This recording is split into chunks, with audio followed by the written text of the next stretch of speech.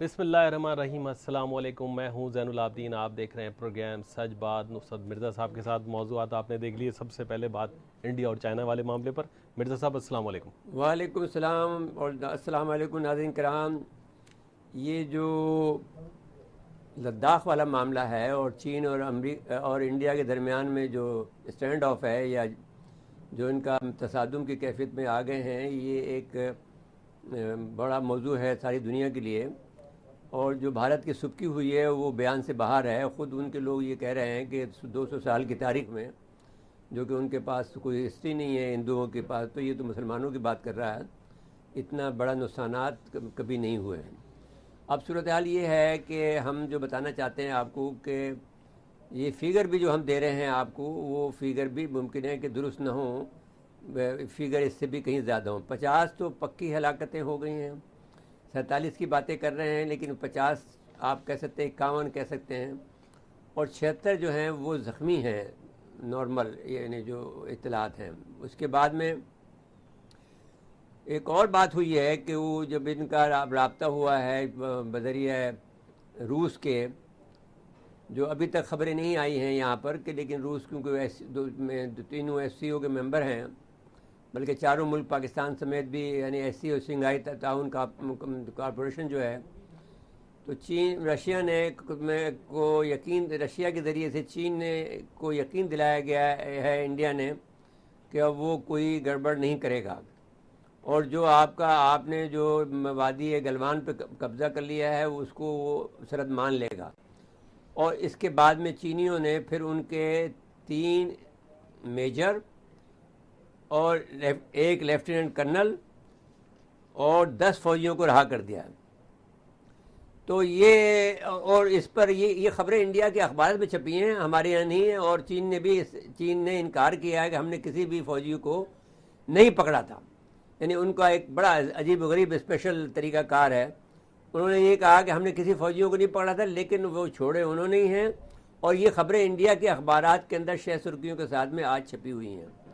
تو اس کے بعد میں دوسری بات ہم یہ کہنا چاہتے ہیں، ایک اور عجیب میں نے دیکھی ہے طرفہ تماشا، یا دیکھیں یہ اللہ کی مہربانی دیکھیے کہ دولت بیگ کا جو اڈا ہے وہ بھی مسلمان کے نام سے منسوب ہے، اور آپ حیران ہوں گے کہ یہ جو گلوان وادی ہے، یہ غلام محمد گلوان ایک سیاح تھا یا ایک گائیڈ تھا، وہ انگریزوں کو وہاں لے کے گیا تھا۔ تو انڈیا وہ کتاب ایک چیپٹر لے کے آیا ہے جس میں غلام محمد گلوان کا ذکر ہے، کہ غلام محمد گلوان جب انگریز کو یہاں لے کے گیا تھا تو اس کا نام گلوان وادی پڑ گیا۔ تو اب وہ اس چیپٹر سے، مسلمانوں کے چیپٹر سے، اب یہ ثابت کرنا چاہتا ہے کہ گلوان وادی ان کا حصہ ہے۔ لیکن اب تو یہ بات ختم ہو گئی، اگر ختم ہو گئی ہے تو یہ چین نے اس کو، انڈیا نے چائنا کا حصہ مان لیا ہے۔ اس کے علاوہ پھر ایک 23 تاریخ کو، جو 23 جون آنے والا ہے، جو کہ منگل کا دن ہوگا، اس دن عین ممکن ہے کہ چین کی اور انڈیا کی اور روسی وزیر خارجہ کے درمیان میں اسکائپ پر یا کسی اور طریقے سے ان کا جو مذاکرات ہوں۔ چین نے اس پر یہ کہا ہے کہ مذاکرات ہم اسی صورت میں کریں گے جب ہم یہ بات آپ تسلیم کر لیں گے کہ یہاں پر امریکہ کا اثر رسوخ نہیں ہوگا، اور امریکہ کی بگی میں سے آپ اتر جائیں گے، اور امریکہ کا کسی بھی جو پلان ہے انڈو پیسیفک کا وہ اس پر عمل درآمد روک دیں گے، اور جو کوارڈ ہے جو بنانا چاہتے ہیں چائنا کے خلاف، جس میں کہ امریکہ ہوگا، انڈیا ہوگا، آسٹریلیا ہوگا، جاپان ہوگا، یہ 4 ممالک جو ہیں ان کو کوارڈ کہا جاتا ہے۔ کوارڈ میں نے جو اس میں سے وہ نکل جائے گا۔ نمبر 2 بات یہ ہے کہ انہوں نے کہا ہے کہ آپ کو یہ کسی قسم کا، یہ جو ہمارا علاقہ ہم نے قبضہ کیا ہے اس علاقے کو آپ تسلیم کر لیں گے تو ٹھیک ہے، ورنہ پھر ہم آگے بڑھیں گے۔ پھر انہوں نے یہ کہا ہے کہ جو جھگڑا ہوا ہے وہ اس بات پہ ہوا ہے کہ آپ نے 6 تاریخ کو یہ طے کیا تھا کہ جو آپ نے انفراسٹرکچر وہاں بنایا ہے، جو کہ چین کا علاقہ ہے، یہ متنازع علاقہ ہے، اس کو آپ توڑ دیں گے، اس کو آپ ختم کر دیں گے، جس کے اندر وہ سڑک شامل ہے جو کہ سیاچن کو جا رہی ہے، اور وہ دریائے شیوک پر جو انہوں نے پل باندھا ہے وہ توڑ دیں گے۔ تو وہ انہوں نے نہیں توڑا ہے، جس کے بعد میں یہ لوگ الٹا یہ گئے ہیں کہ ان کے اوپر شبخو مارنے کے لیے. اب دیکھیے جو اتنا خطرناک علاقہ ہے جہاں جھڑپیں ہو رہی ہیں، تو وہاں پر 300 آدمی کیا کرنے گیا تھا؟ تو وہ شبخو مارنے گئے تھے تاکہ ہم ان کو بائے زور جو ہے ان کو قبضہ کر کے، وہاں 80 کے قریب آدمی تھے چائنیز. لیکن کیونکہ وہ نیچے سے اوپر آ رہے تھے، تو جب یہ اوپر آنے لگے تو پھر انہوں نے پتھراؤ شروع کیا اور پھر اس طرح سے ان کی ڈیتھ واقع ہوئی. تو اس بات پہ یقین سے کہا جا سکتا ہے کہ چینیوں کا کوئی کیجولٹی اس لیے نہیں ہوئی کہ وہ نیچے سے اوپر آتے ہوئے ان کو پر حملہ کیا گیا پتھروں سے، اور وہ جو قریب پہنچ گئے ان کو پھر ان سے ڈنڈوں سے مارا گیا جس میں کہ کیلیں لگی ہوئی تھی. تو وہ یہ کہتے ہیں کہ اس کا اچھا پھر ایک بہت بڑی بات ہو گئی ہے کہ جو اس میں جو دیکھا جا سکتا ہے، بہت سے جو میں نے غیر ملکی جو سیٹلائٹ ہیں انہوں نے یہ اطلاع دی ہے کہ بہت بڑی تعداد میں وہ بلڈوزر لے کے آ گیا ہے چائنا وہاں پر. یعنی اس کا مطلب یہ ہے کہ جو انسٹالیشنز انڈیا نے بنائی تھی ان کو وہ توڑے گا. اس کے علاوہ جو وہ جھیل ہے پنک پونگ، جو جھیل ہے اس جھیل کے اندر بھی جو ان کی کنسٹرکشن ہے ان کو بھی توڑے گا. اور یہ بھی ایک بات کہی جا رہی ہے کہ جھیل کا جو رخ ہے وہ موڑے گا. جہاں سے جو پانی آ رہا ہے وہ دریائے شیوک کا جو چین سے آتا ہے اس کا رخ وہ موڑنے کے لیے اپنا پلاننگ کر رہا ہے. یہ کام انہوں نے تبت میں بھی کیا تھا کہ برہم پترا کا جو ہے وہ یہ بات کہی جا رہی تھی کہ برہم پترا کے پانی کو دریائے زرد میں ڈال دیں گے اگر انڈیا نے زیادہ گڑبڑ کی. میرا یہ خیال ہے کہ انہوں نے انفراسٹرکچر بنا لیا ہے برہم پترا کو، لیکن کیونکہ ان کا دوستی اب اس وقت بنگلہ دیش سے بھی ہو گئی ہے تو وہ پانی بند نہیں کریں گے. لیکن اگر کوئی بہت ہی زیادہ حالت خراب ہوئی تو یہ ممکن ہے کہ وہ دریائے برہم پترا کا جو پانی کا جو ہے وہ رخ موڑ دیں گے اور وہ دریائے زرد میں جا کر پڑ جائے گا. تو اسی طرح سے وہ یہاں پر اس علاقے میں جو کہ یہ جھیل ہے بہت بڑی جھیل ہے، 1 سے لے کر 8 تک اس کے وہ فنگر بتائی گئی ہیں. تو اس میں ان کو کہا کہ آپ 4 فنگر تک چڑھ سکتے ہیں، آگے نہیں جا سکتے. تو صورتحال اب یہ ہے کہ بھارت کا جو ہے، اور میں نے یہ بات بھی آپ کو کل بتائی تھی کہ کاکس بازار میں یہ لوگ اپنا ایک وہ سہولت بنا رہے ہیں جس کو وہ کہہ رہے ہیں کہ صاحب شپ ایک قسم کا شپ یارڈ بنا رہے ہیں، لیکن وہ ایک قسم کا پھر وہ بحری اڈے میں تبدیل ہو جائے گا. پھر میں نے بتایا تھا کہ ہم بن طوطا، کل میں نے ہم بن طوطا کا ذکر کیا تھا، لیکن ہم بن طوطا کہاں ہے یہ میں ذکر نہیں کیا تھا. یہ سری لنکا کے اندر ہے جو چین نے پٹے پہ لے لیا ہے 99 سال کے لیے.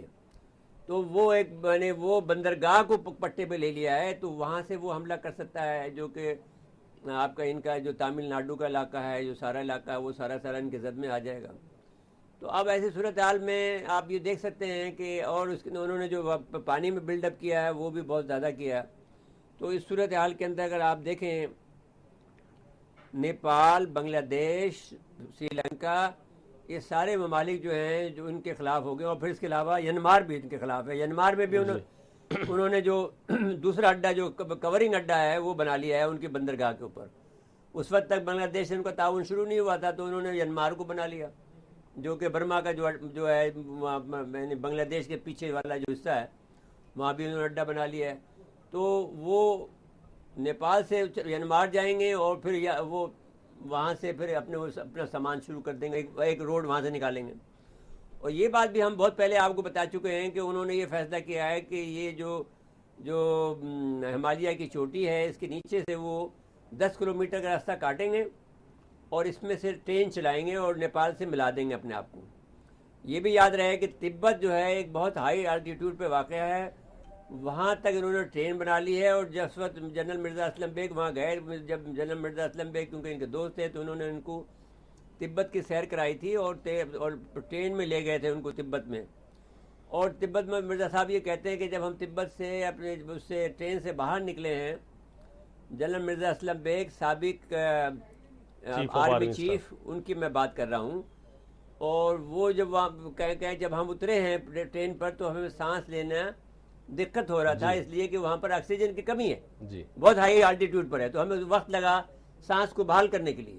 تو انہوں نے مدد کی ہوگی، انہوں نے کہا ہوگا کہ ابھی تھوڑا آپ رک جائیں جب تک کہ وہ آپ اس سے یوز نہ ہو جائیں.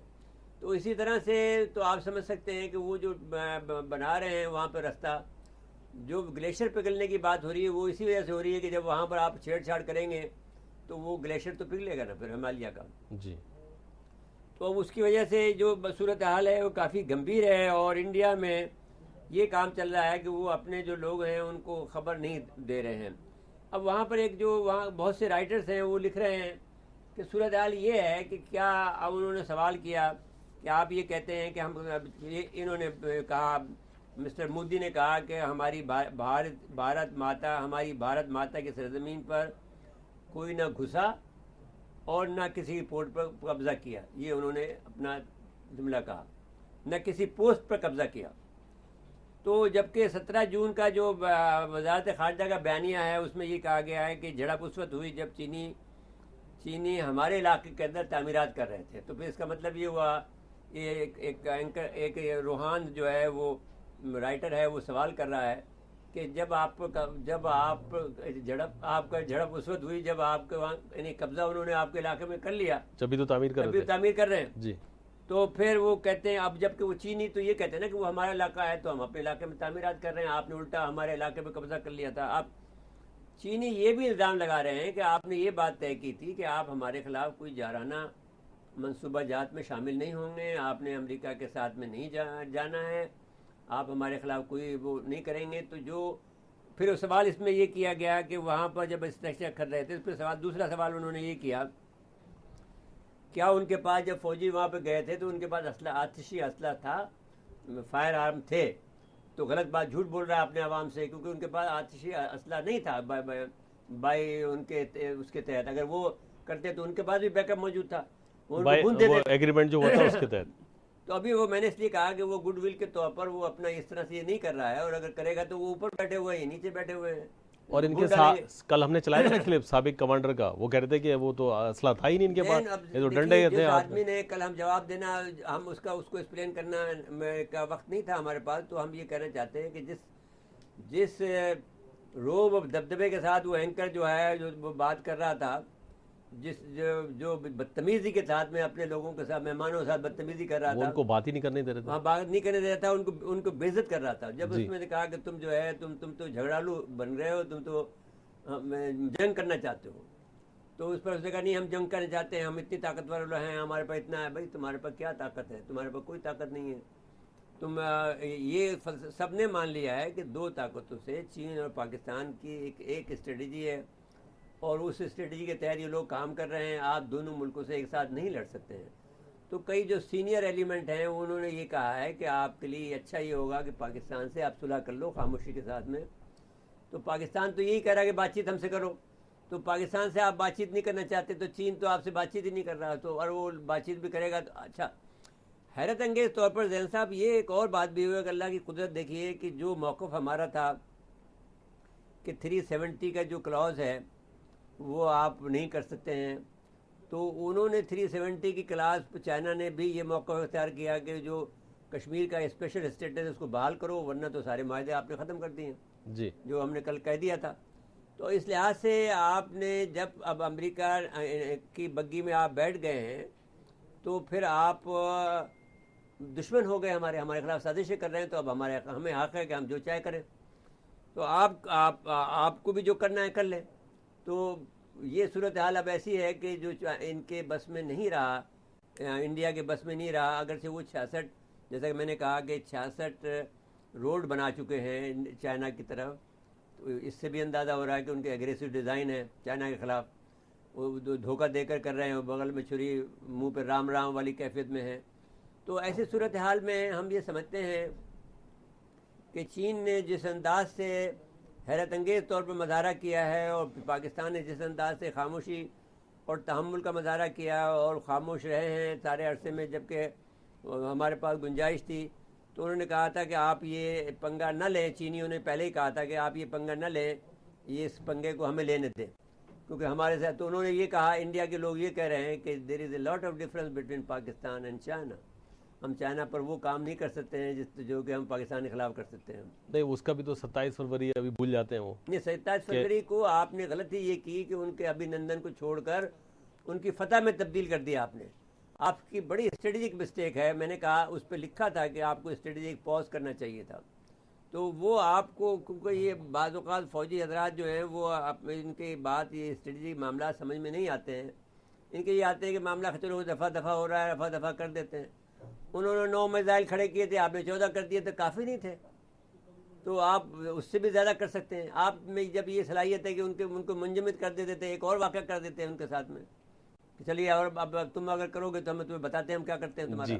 اچھا، انڈیا میں اب ایک اور کام ہو رہا ہے کہ دوسری بات یہ ہے کہ ایک اور بات میں کہنا چاہتا ہوں کہ جی. وہ یہ کہہ رہے ہیں کہ انڈیا چائنا کی سپرمیسی اسلحہ کے معاملے میں اس طرح زیادہ ہے کہ جو آدمی جو اگر اس نے آپ کے ساتھ میں چھیڑ چھاڑ کر دی، آپ کے سیٹلائٹ کے ساتھ چھیڑ چھاڑ کر دی، تو پھر آپ کا کیا ہوگا؟ آپ کو اس کو تو شوٹ کر سکتا ہے آپ کے سیٹلائٹ کو.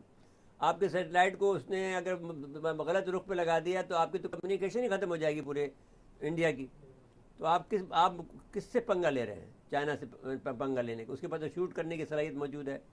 تو اس بات پہ سوچتے رہوں گے جبھی تو اپنا نہیں، وہ رد عمل بول بھی ہی نہیں نہیں دے رہا ہے نا. مودی کچھ نہیں بول رہا نا. مودی چپ نہیں. ہے. آج کل تو صرف ایک بات ہو رہی ہے کہ چائنیز مصنوعات کا بائیکاٹ کیا جائے. نہیں تو وہ ایک کلپ ہے، اگر آپ چلانا چاہتے ہیں چلا دیجئے. وہ وہاں کی خاتون شیروانی ہے، جی. بہت ہی نفیس خاتون ہے، انگریزی میں وہ ہے، وہ آپ چلا دیجئے. اس میں انہوں نے کہا ہے کہ ہمارا جو ایک ایکسپرٹ کو لیا ہے انہوں نے، اس خاتون کو، انہوں نے کہا کہ ہم اگر یہ مصنوعات کو ہم بند کرتے ہیں تو نقصان ہمارا زیادہ ہے. اس لیے انہوں نے کہا کہ جو چائنا کی جو ہے وہ 3% ہے. جو چائنا کی کل دنیا بھر میں ٹریڈ ہے اس کا 3% صرف انڈیا لیتا ہے.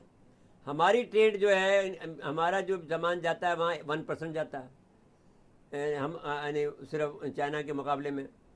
پھر اس کے علاوہ ان کی جو ٹاٹا برلا میں سب جگہ پر ان کی انویسٹمنٹ ہے، وہ سب پول کر لیں گے اپنی انویسٹمنٹ کو. جی. تو پھر ان کا یہ الٹیمیٹ ان کا یہ تھا انالیسس کہ اگر ہم چائنا کی بائیکاٹ کرتے ہیں تو نقصان انڈیا کا ہوگا، چائنا کا نہیں ہوگا. کیونکہ لوکل انویسٹمنٹ ان کی زیادہ ہے، ان کی لوکل انویسٹمنٹ زیادہ ہے، اور ان کے علاوہ جو آپ کو چیزیں مل رہی ہیں وہ اس کی وہ سستی مل رہی ہیں. اور وہ انہوں نے وہ دیکھیں نا، امریکہ میں بھی انہوں نے کیا کیا. جس وقت یہ پلان بنا رہے تھے کہ ہم ایک دفعہ یہ کہا تھا انہوں نے کہ جب گوادر میں دھماکہ ہوگا تو اس کی آواز سنکیانگ میں سنی جائے گی. ان کا یہ خیال تھا کہ سنکیانگ کو اور گوادر کو ہم کوآرڈینیٹ کرا دیں گے، وہاں کے مسلمانوں کو، یغور کو استعمال کریں گے اور یہاں کے بلوچوں کو استعمال کریں گے. تو ایک دھماکہ وہاں ہوگا، ایک دھماکہ وہاں ہوگا. وہ دونوں میں فیل ہو گئے. اب جو صورتحال ہے اس کے بعد میں چائنا نے یہ کیا کہ ان کے جو کمپنیاں تھیں ان کمپنیوں میں اپنے شیئر ڈال دیے. اب لوگ یہ کہہ رہے ہیں، خود امریکہ کے اندر یہ کہہ رہے ہیں کہ امریکہ کے جو اپنے انڈسٹریلسٹ ہیں وہ امریکہ کے ساتھ ہیں یا چائنا کے ساتھ ہیں. جی. اس نے اتنی بڑی لابی وہاں بنا لی ہے بکاؤ امریکہ کے پاس یہاں پر کہ ان کو یہ معلوم نہیں ہے کہ یہ جو چیف ہے راک فلر بھی ان کے ساتھ ہے یا نہیں ہے. جی. یا ٹرمپ بھی ان کے ساتھ ہے یا نہیں ہے. بل گیٹ سے بھی بات بل گیٹ پر بھی بات چیت ہو رہی ہے. بل گیٹ کو کہا جا رہا ہے کہ ہمارے ساتھ نہیں ہے شاید. تو اب صورتحال اتنی سنگین ہو گئی. اسی طرح سے انڈیا کے ساتھ بھی یہ ہوا ہے کہ انڈیا میں بھی انہوں نے اپنا لابی بنا لی ہے، اپنا انویسٹمنٹ اتنا کر دیا ہے کہ وہ لوگ مجبور ہیں اب اس میں. جی. اب دوسری بات یہ ہو گئی کہ وہ جو میں نے ایک اور بات بھی کی تھی کہ جو ان کا سب سے بڑا حمایتی امریکہ، وہ اپنے 3 بحری بیڑے لے کے آیا ہے، جو کہ بہت بڑا بات ہے. یعنی اتنے بڑے بحری بیڑے ہیں جس کی وجہ سے امریکہ کی سپرمیسی دنیا پہ قائم ہے. اس کے جواب میں چائنا نے یہ کہا ہے کہ ہم یہاں پر اپنے پانی میں جہاں جو قریب ترین ہیں ان جہازوں کے جو کہ بحری بیڑوں کے، اس میں ہم اپنی فوجی مشقیں کریں گے. کل بھی ہم بتا چکے ہیں آپ کو بات. جی. آج پھر بتا رہے ہیں کہ اس میں پھر یہ ہوگا کہ وہ اپنی، جیسے ایک پہلوان ہوتا ہے وہ اپنے، یا ایک مارشل آرٹ کا ہوتا ہے تو وہ اپنے داؤ پیچ بتاتا ہے کہ میں یہ کرتا ہوں. تو وہ داؤ پیچ کے طور پر اپنا مشق کریں گے، بحری مشق کریں گے اور اپنے اسلحہ کی نمائش کریں گے جو ابھی تک انہوں نے نہیں کی ہے، اور جو ابھی چھپی ہوئی ہے امریکہ سے اس کا کریں گے. تو اس کے مجھے یہ خیال ہے کہ وہ سپیریئر، امریکہ کے ان جہازوں سے سپیریئر ان کے پاس ٹیکنالوجی ہے، جس کی وجہ سے ان کو امریکہ کو وہاں سے ڈسپرس ہونا پڑے گا. اور اب اس وقت جو اندرونی ان کے خلفشار ہے جو امریکہ کا، وہ اس قابل نہیں ہے. اس کے بعد میں امریکہ نے اس قابل نہیں رہا کہ ورلڈ کے اندر تمام دنیا میں جو اپنی لیڈرشپ ہے، جو اپنی پرائمیسی ہے، جو اپنا یعنی اول تو یہ ہے کہ دنیا یہ ہے کہ سنگل یونی پولر نہیں رہی. بلکہ ملٹی پولر ہو چکی ہے آلریڈی. چائنا ہو گیا, رشیا ہو گیا, امریکہ ہے, اس کے علاوہ فرانس وغیرہ نے بھی اکڑ دکھانی شروع کر دی ہے, انڈیا نے بھی دکھانی شروع کر دی ہے. تو اب اس لحاظ سے دیکھا جائے تو پاکستان نے بھی اپنا کچھ کیا ہے, لیکن پاکستان کو تو وہ کہتے ہیں نا کہ وہ چھوٹا سائز کی وجہ سے جب تک کہ پاکستان کوئی چمتکار نہ دکھائے, کوئی خاص اسپیشلٹی نہ دکھائے. ہمارا تو ہدف ہے کیا نا کہ ہمارا دشمن ہمارے ساتھ ہی ہے, تو اس کو سبق سکھانے کی صلاحیت ہے, ہم اس کو ہم آگے بڑھنے نہیں دے رہے. بس یہ ہماری جو پالیسی ہماری پالیسی, اور اس کو سپر, اور اس کو اب وہ تو آپ نے دیکھا کل کتنے عجیب لوگ ہیں کہ اتنی خود نمائی اور اتنی خود خوش فہمی میں مبتلا ہیں کہ ہم سپر پاور ہیں. دیکھو جی, آپ کے پاس فوج. اچھا ایک اور بات کی پروین ثانی نے کہ آپ نے دہشت گردی خلاف جنگ کا تجربہ آپ کے پاس ہے, آپ کو اصل لڑائی کا تجربہ ہی نہیں. اپنی فوج کے بارے میں کہا جب تم لڑو گے بیٹل ٹو بیٹل, آپ کہتے ہو ہارڈ اینڈ ہماری ہے, تو آپ کو کیا تجربہ ہے لڑنے کا؟ ان کے تو وہ ایک کمانڈر صاحب فرما رہے تھے کہ ہمارا فوجی ایک فوجی 10 پہ بھاری ہے. بھائی یہ اب یہ خوش فہمی جو ہے اور یہ غرور جو ہے وہ تو ابھی خاک میں ملا. دیکھیے کہ غرور تو خاک میں آلریڈی ملا ہوا تھا کہ وہ گندگی کھا رہا تھا پہلے ہی, گائے کا گوبر جو ہے وہ کھا رہا تھا آلریڈی, جس انداز سے وہ اینکر صاحب بول رہے تھے. بھائی اس لیے غلط لفظ نہیں ہے کہ وہاں کھاتے ہیں نا اس کو جی, تو اس کا گائے کا پیشاب پیتے ہیں. تو اب اس میں یہ ان کی دوا ہے, تو پیک کر کے بڑے خوشنما انداز سے بیچتے ہیں. جی بڑے بدبخت لوگ ہیں, اتنے زیادہ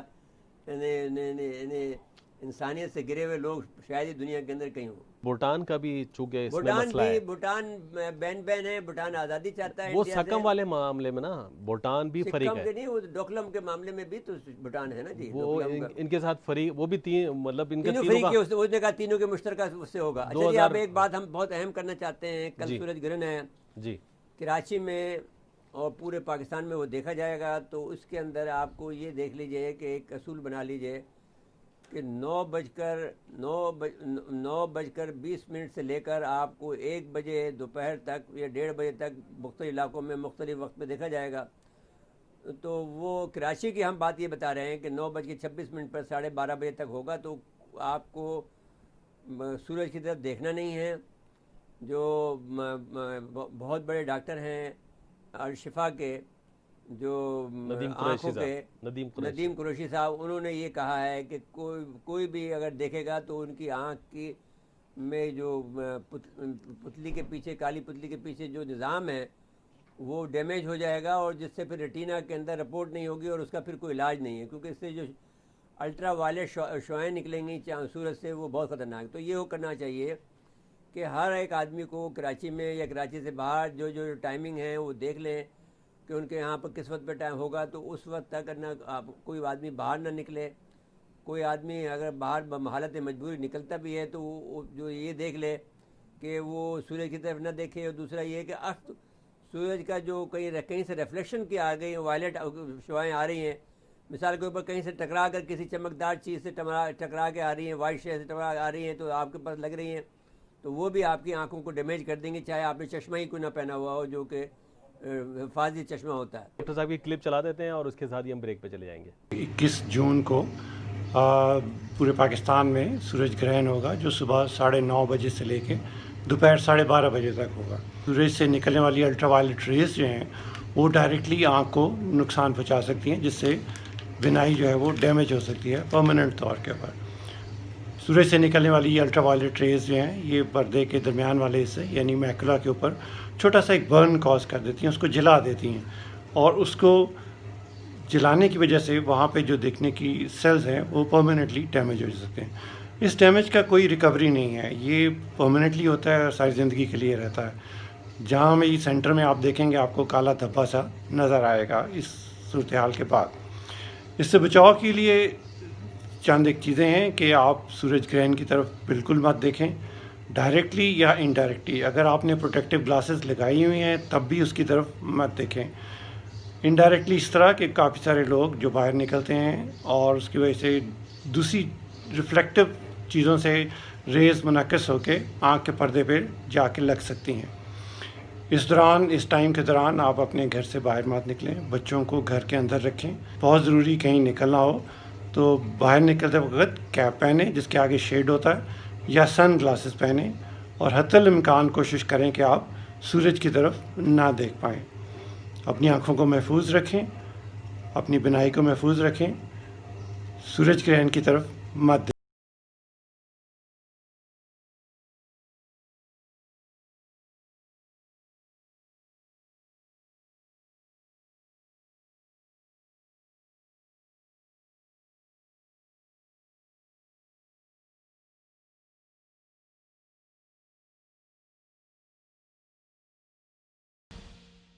ایک دفعہ پھر پروگرام میں خوش آمدید کہتے ہیں. مرزا صاحب آپ ذرا تبدیلی سرکار کی جو پرفارمنس ہے اس سے بات کر لیں. جاوید صدیق صاحب سینئر صحافی تجزیہ کار السلام علیکم. ٹیلی فون لائن پر موجود ہیں. وعلیکم السلام مرزا صاحب. جی آپ کو خوش آمدید کہتے ہیں اپنے پروگرام سچ بات میں. آپ جی کورونا کی وبا, مہنگائی کے طوفان, کسی چیز پر حکومت کا کوئی کنٹرول نہیں ہے.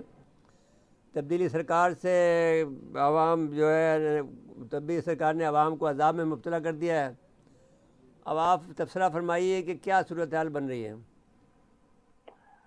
دیکھیے, آپ نے جو تبصرہ کیا ہے وہ حقائق کے بہت ہی قریب ہے.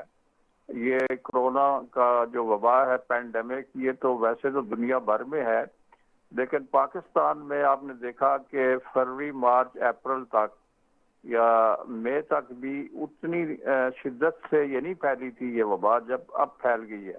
اور اس کی وجہ یہ ہے کہ پہلے گورنمنٹ نے کچھ اپنے سٹیپس لیے, احتیاط کی, پھر یکدم جو عید کے موقع پہ اور اس سے پہلے شاپنگ مالز اور مارکیٹس کھول دی, اور لوگ جو ہے خریداری پر ٹوٹ پڑے. اور میں نے اور آپ سب نے, ہم نے دیکھا کہ چھوٹی چھوٹی دکانوں پہ اور وہاں پہ ہزاروں لوگ شاپنگ کر رہے ہیں, ماسک نہیں پہنا ہوا, اور اس کے علاوہ دوسری جو خلاف ورزیاں وہ ہو رہی ہیں, اور کھلم کھلا جو ایس او پیز ہیں ان کی دھجیاں اڑا دی گئی. یہ سب چیزیں مل کر انہوں نے اس کرونا وائرس میں شدت پیدا کی ہے. ورنہ ہم ابتدائی جو 2 یا 3 ماہ تھے اس میں کافی بہتر صورتحال تھی. میرا خیال ہے 100 یا 150 یا 200 لوگ جو ہیں اس وبا سے مرے تھے, اور اب وہ ہزاروں میں چلے گئے. اور اب تو خود جو اسد عمر صاحب ہیں انہوں نے یہ ایک کہا ہوا ہے کہ جولائی میں ٹوٹل جو ہے متاثرین کی تعداد 12 سے 13 لاکھ ہو سکتی ہے. تو یہ تو بڑی ہی خوفناک صورتحال ہے, اور میرا خیال ہے اس کو صحیح معنوں میں ہینڈل نہیں کیا گیا, اور ایک کنفیوژن نظر آتا ہے جو ساری ایڈمنسٹریشن ہے جو یہ دنیا بھر میں. اب ایک بات دیکھ لیں, فگر لے لیں ذرا. دنیا بھر میں کورونا وائرس سے متاثرہ افراد کی تعداد 87,65,367 ہے, جبکہ ہلاکتیں اس وقت تک 4,62,681 ہو گئی ہیں. تو 4 لاکھ پہ پہنچ گیا ہے فگر, یعنی آلموسٹ 62,000 ہے. تو اب یہ یعنی 5 لاکھ کے قریب آپ 5.25 لاکھ تو ہو چکے ہیں. ہاں, تو اب اچھا, یہ لیکن صحت مند ہونے والوں کی بھی بڑی تعداد ہے. صحت مند کی بڑی تعداد ہے ماشاءاللہ. اچھا, پھر یہ ہے کہ آپ مرزا صاحب یہ بھی دیکھیں کہ یورپ میں جہاں پہ لگ رہا تھا کہ اتنی تباہی پھیل گئی ہے اور لاکھوں لوگ مر رہے تھے, ہزاروں کی تعداد میں ڈیلی لاشیں آ رہی تھی, وہاں پہ انہوں نے احتیاط کے ساتھ ایک پالیسی کو کنسسٹنٹلی فالو کیا, اور وہاں پہ یہ بڑی حد تک وبا پہ انہوں نے قابو کر لیا. بہت سے شاپنگ سینٹر اور اس کے علاوہ ان کی جو دوسرے مراکز تھے وہ کھلتے جا رہے ہیں, بیچز انہوں نے کھول دی ہیں, اور ایک اس پہ انہوں نے کافی کنٹرول کر لیا. پاکستان میں بالکل اس کے برعکس ہے. اور یہاں پہ ایک بات یہ بھی آپ نے نوٹ کی ہوگی کہ عوام میں حکومت کی پالیسی پر شکوک و شبہات بھی ہیں کہ یہ فگر ٹھیک نہیں دے رہے, مینوپولیشن ہو رہی ہے. اس میں تو کوئی شبہ ہی نہیں ہے, مینوپولیشن تو ہو رہی ہے. ہمارے پاس کیسز ایسے آئے کہ ایک آدمی کو جگر کا کینسر تھا, اس کو کورونا میں ڈال دیا. بالکل. ایک آدمی کو پھیپھڑوں کا پرابلم تھا, کہ پھیپھڑوں میں پانی آ گیا تھا, اس میں پانی نکال دیتے تھے, اور روز ان کا معمول تھا 2-3 مہینے میں ایسا پانی آ جاتا پھیپھڑوں میں.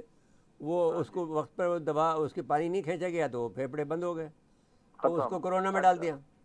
اس طرح سے یہ لوگ بھی, ایک عوام کی سطح پہ ایک بات چل رہی ہے کہ یہ زیادہ بندے مرے ہوئے دکھاتے ہیں, اور اگر زیادہ متاثرین کی تعداد دکھاتے ہیں تو ان کو پیسے ملتے ہیں، اگرچہ یہ درست نہیں ہے، مگر یہ لوگوں میں ایک عام تاثر ہے کہ یہ ہمارے نام پہ حکومت پیسے کھا رہی ہے۔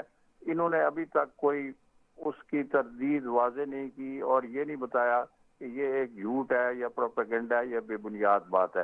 تو عوام میں کئی طرح کی چیزیں جو ہیں وہ پھیلی ہوئی ہیں۔ اچھا اب ایک اور بات کر لیں، تھوڑا سیاسی بات کر لیں کہ یہ جو عمران خان ہیں، دو مسئلے ہیں۔ جب تک ایک تو یہ ہے کہ شہباز شریف صاحب کو بلایا گیا تھا وہاں سے، لندن سے، یہ انہوں نے کہا کہ مجھے تو جو فون آیا تھا وہ اسٹیبلشمنٹ کی طرف سے آیا تھا، تو اس کے بعد میں پھر کہا یہ جاتا ہے کہ ان سے کہا گیا عمران خان صاحب سے کہ بھئی اب کیونکہ کرونا وائرس بھی ہے، انڈیا کا حملے کا خطرہ بھی ہے، تو جنگ کا خطرہ بھی ہے، تو ایسی صورتحال میں تمام اپوزیشن اور آپ مل کے چلیں، تو انہوں نے شاید انکار کر دیا اور ان کے گھر کے اندر وہ جو بھیجا نیب کے ذریعے سے انہوں نے گرفتار کرنا چاہا، تو پھر وہ گرفتار نہیں ہوئے، ان کو کسی نے پہلے سے بتا دیا۔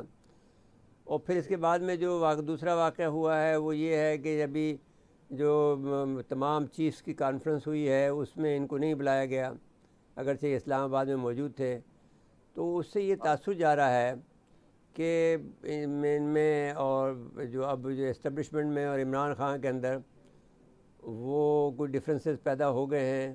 آپ اس پہ کیا کہیں گے؟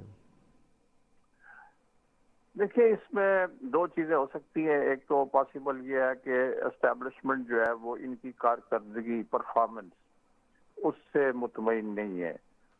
کرونا وائرس ہو یا اکنامک کنڈیشنز ہو، ملک کی فارن پالیسی ہینڈلنگ ہو، اور ایشوز ہیں، اس کے بارے میں آئی تھنک کہ ان کی ریزرویشنز ہیں کہ آپ کس طرح ان چیزوں کو ہینڈل کر رہے ہیں۔ اور جو آپ نے یہ پس منظر بتایا کہ شہباز شریف کے آنے کا، اس میں بڑی حد تک درست بات ہے۔ اور یہ کہ ابھی حال ہی میں جب یہ پتہ چلا کہ شہباز شریف صاحب کو کرونا کوئی وائرس کا کوئی ان پہ حملہ ہے یا کچھ سمٹمز ہیں، تو ان کو آرمی چیف نے فون کیا اور صحت یابی کے لیے دعا بھی کی۔ اس کے علاوہ جنرل راحیل شریف جو ایکس آرمی چیف ہیں اور سعودی عربیہ میں، انہوں نے بھی ان کو فون کر کے ان کی خیریت دریافت کی۔ تو یہ ایک اشارہ ہے، اس بات کا سگنل ہے کہ شہباز شریف کے لیے اسٹیبلشمنٹ میں کوئی نہ کوئی سافٹ کارنر موجود ہے۔ اور آپ کو پتہ ہے کہ جنرل پرویز مشرف نے جب ٹیک اوور کیا اس وقت اس وجہ سے آفر کی تھی کہ آپ بن جاؤ گے تو ہم کیس وڈرا کر لیں گے سارے۔ تو یہ ایک چیز ہے۔ اور ان کو یہ اپوزیشن کے بارے میں جو ان کی تھنکنگ ہے وہ بڑی ایک میں سمجھتا ہوں کہ نفی پرستی کی تھنکنگ ہے۔ نہیں یہ بھائی میں آپ سے عرض کروں کہ اگر آپ پولیٹیکل سائنس کے طالب علم رہے ہوں تو آپ نے یہ بات پڑھی ہوگی کہ جو بھی بیوروکریٹ ہوتا ہے یا کسی چیز کا بھی ایکسپرٹ ہوتا ہے، انجینئر ہوتا ہے یا کوئی ڈاکٹر ہوتا ہے، وہ کہتا ہے میری بات درست ہے۔ تو یہ کھلاڑی ہیں تو ان کو یہ کہتے ہیں میری بات درست ہے۔ اب بھائی بات یہ ہے کہ سیاستدان کا یہ کام ہوتا ہے کہ وہ ہر حالات کے اندر جو ہے اپنے آپ کو ایڈجسٹ کرتا ہے اور ان جو اڑیل لوگوں کے اندر کو بھی ملا کے چلتا ہے، ان سے کام لینے کی صلاحیت رکھتا ہے۔ آپ نے اگر وہ ایک پروگرام آتا تھا یس منسٹر جو برٹش کا تھا، تو بیوروکریٹ میں اور ایک منسٹر کے درمیان میں ہمیشہ نوک جھوک ہوتی تھی اس میں، فلم میں، وہ ڈرامے میں، جو کچھ بھی آپ اسے کہہ دیں، تو اس میں ہمیشہ وہ بیچارہ دبا رہتا تھا منسٹر، لیکن آخر میں وہ اپنا کام اس سے بیوروکریٹ سے نکلوا لیتا تھا۔ تو بنیادی طور پر یہ جو عمران خان ہیں یہ سیاستدان تو ہے نہیں ہیں، یہ ایک قسم کے ایکسپرٹ ہیں، ایک قسم کے ایک اپنے آپ کو ماہر کے طور پر ایک کھلاڑی ہیں، یا جو آپ ایک ٹیکنوکریٹ ہیں۔ تو اس ٹیکنوکریٹ کا پرابلم یہ ہے کہ وہ اپنے کام پر اڑ جاتا ہے کہ صاحب میں صحیح ہوں۔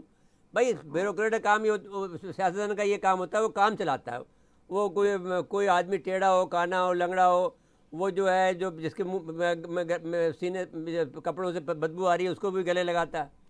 تو یہ ٹیکنوکریٹ تو یہ کام نہیں کرتا نا۔ اب اس میں ان کا ایک وہ جو انہوں نے خانوں میں تقسیم کیا ہوا ہے سیاسی نظام کو، اور جس میں وہ سمجھتے ہیں کہ ساری کی ساری اپوزیشن جو ہے وہ ڈس آنسٹ اور کرپٹ ہے۔ بھائی اگر ہے تو وہ بھی تو آپ کو کام نہیں دکھا رہے، آپ تو صرف ان لوگوں کو گرفتار کر رہے ہو جو کہ آپ کے مخالف ہیں۔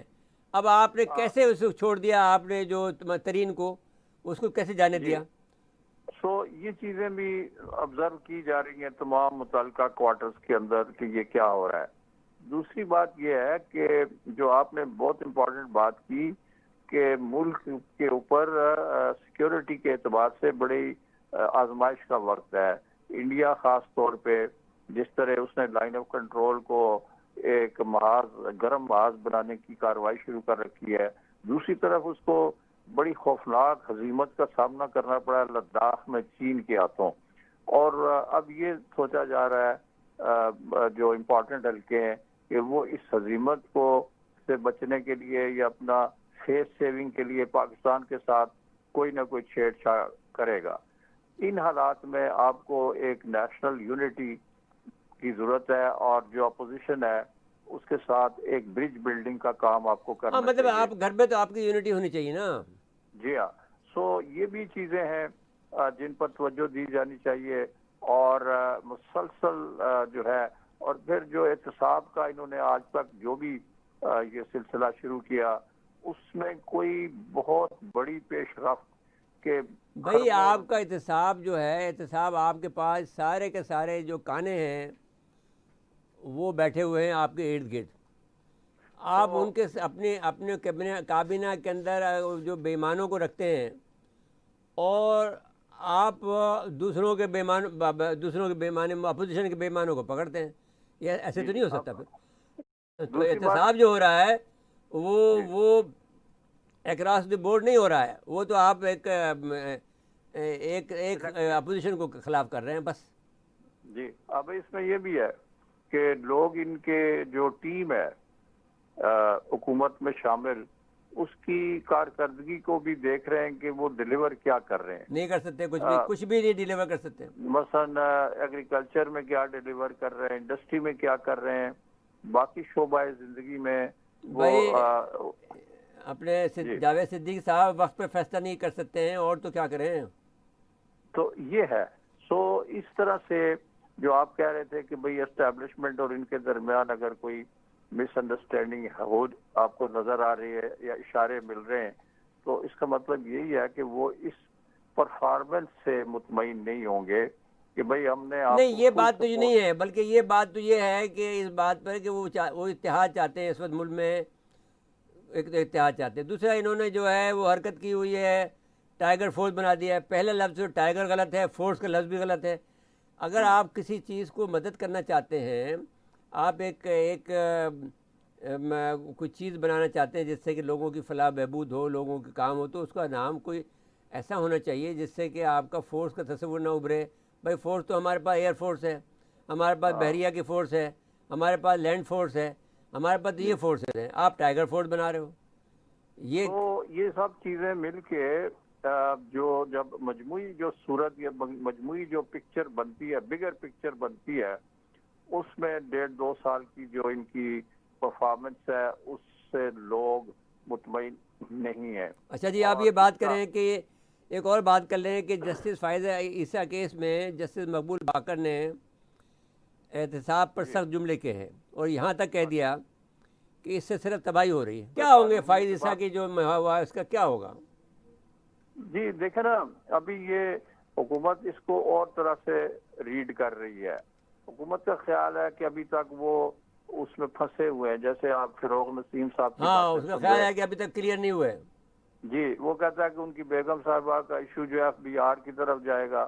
FBI جو ہے اگر وہ کہتی ہے کہ یہ منی ٹریل نہیں دے سکی تو ہی ول ناٹ بی کلیئر. نہیں تو فائز عیسیٰ تو کلیئر ہو گئے نا، تو پھر ان کی بیوی پہ بات جائے گی. وہ تو بیوی تو وہ ایک طرح سے پریشر رکھا ہوا ہے انہوں نے کہ بھئی پھر ہم کہیں گے کہ جی دیکھیں آپ جج ہیں اور آپ کی اگر اہلیہ ایسا کر رہی ہیں یا اس طرح سے کسی بے قاعدگی کا شکار ہوئی ہیں یا بے قاعدگی میں ملوث ہے. بھائی وہ نہیں ہو سکتا. اس کو تو کلیئر، ان کو تو چیف جسٹس سب نے جج بینچ نے کلیئر کر دیا. اب وہ پریشر ڈال سکتے ہیں بیوی کے ذریعے سے. یہ ہو سکتا ہے بس. یہ ہے.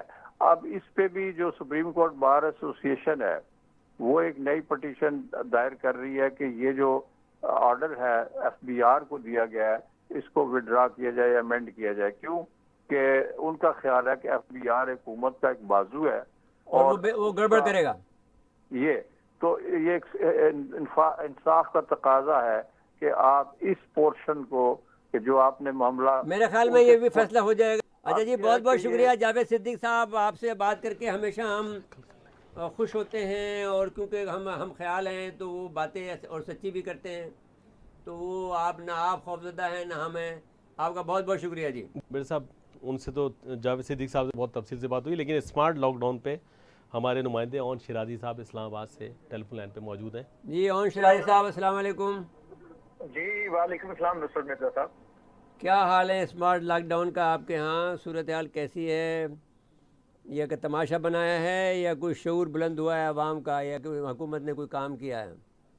نصرت مرزا صاحب, اسمارٹ لاک ڈاؤن کی بھی وہی حالت ہے جو اسمارٹ حکمرانوں کی ہے, اور یہ اسمارٹ لاک ڈاؤن کی جو ہے ایک اصطلاح ہم پاکستان میں ہی سن رہے ہیں, اور ہم دیکھ بھی رہے ہیں, اور اس کو سہ بھی رہے ہیں, اور اس کے جو ریزلٹس ہیں وہ بھی دیکھ رہے ہیں. دنیا میں اور کہیں تو ہم نے اس طرح کا اسمارٹ لاک ڈاؤن دیکھا نہیں ہے.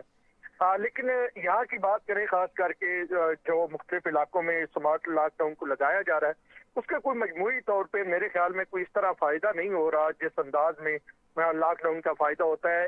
اچھا جی, پھر آپ یہ بتائیے کہ بقرعید کا جو تہوار ہے اس کو اب کیا ہوگا؟ دیکھیں نصرت مرزا صاحب, یہ تہوار نہ صرف یہ تہوار میری نظر میں جو ہم روزانہ اس کو کور معاملے کو کر رہے ہیں, حکومتی احکامات کو دیکھ رہے ہیں, سنجیدگیوں کو دیکھ رہے ہیں, ہم وہ لک بزی ڈو نتھنگ والی صورتحال کو دیکھ رہے ہیں, اور پنجابی میں کہتے ہیں کہ پل دی فرصت نہیں تے ٹکے دی آمدن نہیں, وہ صورتحال جو ہم یہاں دیکھ رہے ہیں, میرا خیال میں صرف یہ بقرہ عید ہی نہیں خراب ہوگی بلکہ اس کے بعد ایک انتہائی مقدس مہینہ جو محرم کا ہے اس حوالے سے بھی جو ہے وہ مجھے نظر آ رہا ہے کہ جتنی اکنامک ایکٹیویٹی بقرعید پہ ہوتی ہے اور جتنی اکنامک ایکٹیویٹی محرم میں ہوتی ہے اس کو ہی دیکھنے اس کو میں کہتا ہوں اس سے ہمارا پورے ملک کا نظام چلتا ہے. تین جگہ, رمضان, بقرعید اور محرم. ہمارا جو سسٹم ہے جس کے اندر خیرات ہوتی ہے, جس کے اندر جو فیوز ہوتے ہیں, عبادات ہوتی ہیں, جس کے اندر آپ بہت زیادہ خیرات کرتے ہیں, جس کے اندر آپ لوگوں غریبوں کی مدد کرتے ہیں, جس میں آپ کا کھانا لوگوں کو کھلاتے ہیں, یہ 3 مہینے ایسے بڑے ہیں کہ جس مہینے کے اندر اگر آپ نے اس میں یہ 3 مہینے ہمارے اس طرح سے گزر گئے تو پورا ہمارا جو مذہب کا جو نظام ہے وہ بیٹھ جائے گا. جی کون صاحب؟